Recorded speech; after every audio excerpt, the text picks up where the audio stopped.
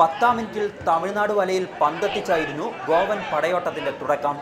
Petro ഗോൾസാലസിന്റെ വകയായിരുന്നു ആദ്യ goal.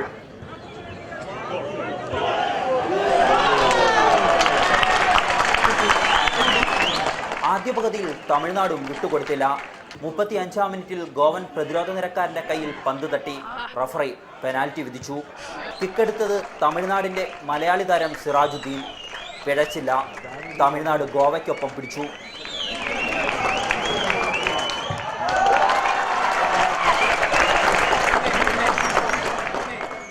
രണ്ടാം പകുതിയാകുമ്പോഴേക്കും തമിഴ്നാട് തളർന്നു.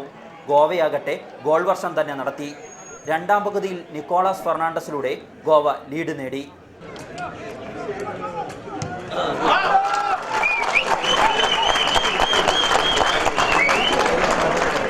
തൊട്ടു പിന്നാലെ തമിഴ്നാട് പ്രതിരോധ നിരക്കാരന്റെ ഫൗൾ.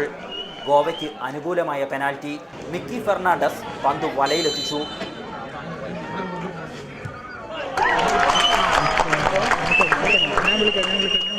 ഗോവയുടെ 4ാം ഗോളും പിന്നാലെ എത്തി. മരിയോ മസ്കരാനസ് വകയായിരുന്നു ഇത്തവണത്തെ ഗോൾ. നായകൻ മാർക്കസ് മസ്കരാനസ് 2 ഗോളുകൾ കൂടി നേടി ഗോവയുടെ പട്ടിക തികച്ചു. ആദ്യ പകുതിയിൽ മാത്രമാണ് ഗോവൻ കരുത്തിനോട് കിടപിടിക്കാൻ തമിഴ്നാടിനായത്. രണ്ടാം പകുതിയിൽ തമിഴ്നാട് തീർത്തും നിരാശപ്പെടുത്തിയപ്പോൾ ഗോവയാകട്ടെ തമിഴ്നാടിന്റെ വല നിറയ്ക്കുകയും ചെയ്തു. ക്യാമറാമാൻ അരുൺ മാത്യുവിനൊപ്പം കോഴിക്കോട് മെഡിക്കൽ കോളേജ് ഗ്രൗണ്ടിൽ നിന്നും KR സാജു, റിപ്പോർട്ടർ.